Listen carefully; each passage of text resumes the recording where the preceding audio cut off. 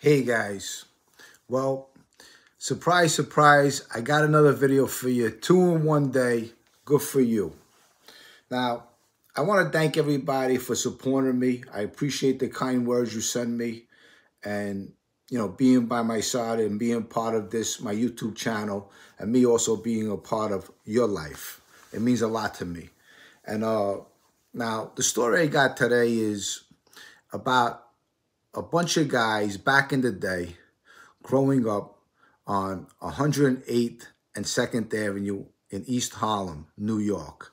Now, back in the day, these guys, all these kids grew up tough guys. Everyone were tough in their own way. Some of these kids growing up, they robbed other people's wallets. They did burglaries. They pickpocket people, broke windows, did some arson.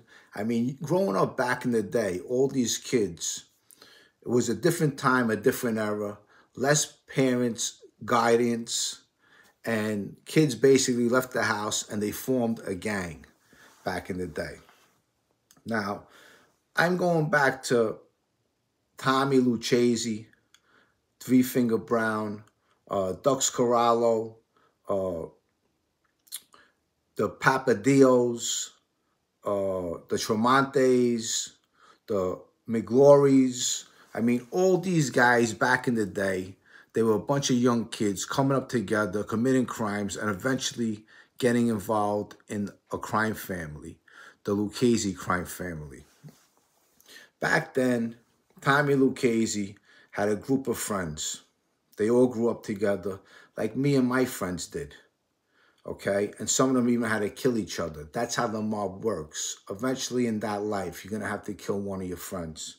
So these guys all came up from East Harlem when they made their bones. Then eventually they moved up to the Bronx. Then from the Bronx, they all moved to Long Island. But these guys growing up, they knew that money was very important to grow and to get places in life. As we know, money is the root to all evil.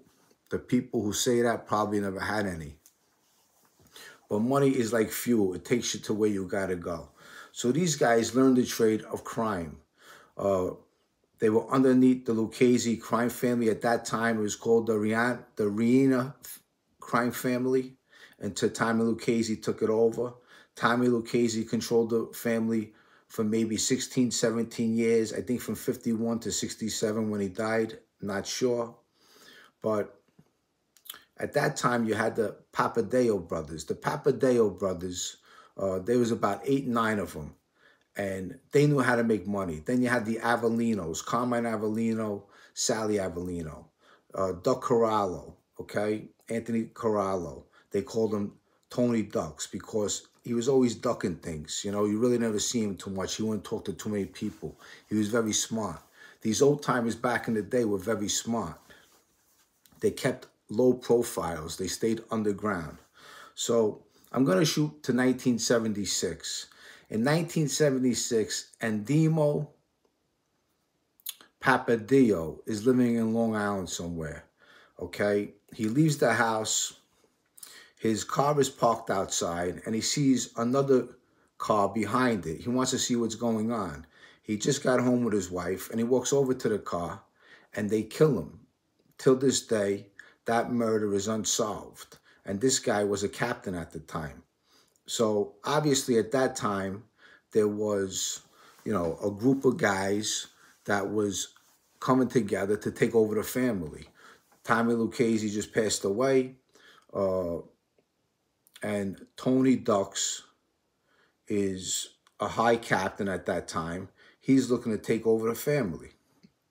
So this guy, Endimo Papadillo, ends up getting murdered that night, 1976. So we're going to fast forward to 1989. In the course of time, these guys are getting straightened out. Gas Pipe, Vic and Musso, and other guys in the family. Now there's a Powerhouse Takeover. They're looking to get rid of all the old blood and create new blood in the Lucchese Crime Family. Now, Michael Papadillo is a big shot in the garment district. Now, back in the day, Tommy Lucchese controlled the garment district. He had a partner in the garment district, and it was the Papadillos. And when he passed away, obviously he lost his power, and the power went to someone else. Tony Ducks Corallo, eventually he became the boss, and he had to take out a few people to make sure that he kept his position. And that's the way the mob works. You obviously have to take people out who are in higher power that might get an idea on you. So 1989, Gas Pipe, Vic and Muso's the boss. They want more of the garment district. Michael Papadillo is a captain in the Lucchese Crime Family, Old Blood, and he's controlling the garment district. This is a guy, when he fills a piece of cloth, any kind of material, he could tell you if it's good or if it's garbage. That's how good he was. Now, what does Cassio and Amuso know about the garment district? They know nothing. They know nothing about business. These are guys that grew up on the street and were just killing people. That's how they came up, just murdering people. They knew nothing about business. They actually destroyed the crime family, as we know, the Lucchese crime family. When Tommy Lucchese was there, the family was running nice and smooth for so many years. Once these guys took it over, that's it. They were killing their own men. Everybody was scared of death. People were walking on eggshells. You didn't know who to trust. It was insane. So they form a meeting with Michael Papadillo. Okay, the meeting takes place in Howard Beach in a bakery. On this day, he's celebrating his birthday, and I think it's Mother's Day at that time. So he's celebrating his wife's Mother's Day in their yard. He leaves the house that day, and he tells his wife, he says, babe, whatever he said, you know, I got to go to a meeting. I'll be back in about an hour or two. So he thinks he's coming back. He drives down to Howard Beach, and he meets Sally Avellino and Al Diaco. They walk in the bakery. Who's there? There's two guys from the Colombo family sitting at a table, and those two guys own a funeral parlor, okay? And then you have Georgie Cipolla and Al Diaco there. Now, the plan is when he walks in, for Al Diaco to hit him over the head, and then Georgie Cipolla is going to shoot him in the face with a .22. So Michael walks in. He's a gentleman. He don't know what's going on. He thinks he's coming to a meeting. He don't know that these people want the garment district and want to take over his business. So eventually, Al Diaco walks up to him, hits him over the head, boom. When it hits him over the head, the guy Michael says, Al, what'd you hit me for? Why did you hit me? And the guy just looks at him. Then Georgie Cipolla pulls out a .22, shoots him in the face. The guy just looks at him like the .22 didn't do anything. Then Georgie Cipolla pulls out a .357, shoots him right in the head, pop. He goes flying against the wall. Georgie Cipolla finishing, hits him again twice, 3 times. Okay, now he's dead. The two guys sitting down at the table eventually take the body out and they put him in an incinerator, never to be found again. But these are stories where Gas Pipe and Vic and Muso took out Old Blood.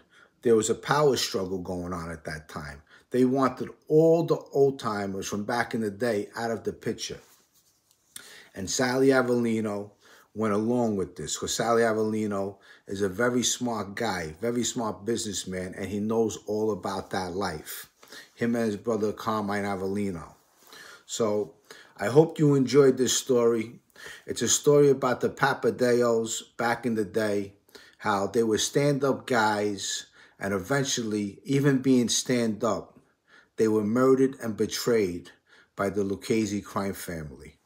So it's something to think about. If you're out there and you have any part of being in that life, think again, because eventually someone's going to betray you, you're going to betray them, and there ain't no happy ending in this lifetime.